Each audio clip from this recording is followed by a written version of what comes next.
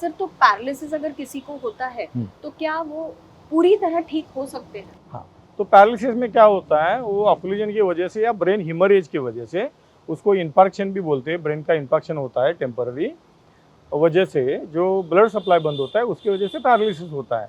Conventional treatment में तुरंत treatment ले गई तो वो ठीक हो सकता है, लेकिन कुछ पेशेंट में अगर ब्रेन में हिमरेज है तो पैरालिसिस ठीक नहीं होता। ऐसे केसेस में मॉडर्न होम्योपैथी काम आती है और मॉडर्न होम्योपैथी से वो पैरालिसिस ठीक होता है।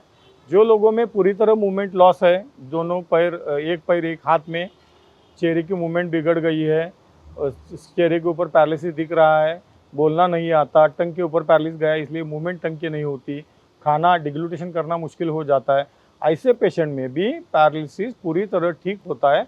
ऐसा मॉडर्न होम्योपैथी के पिछले 29 साल से ट्रीटमेंट से देखा गया है।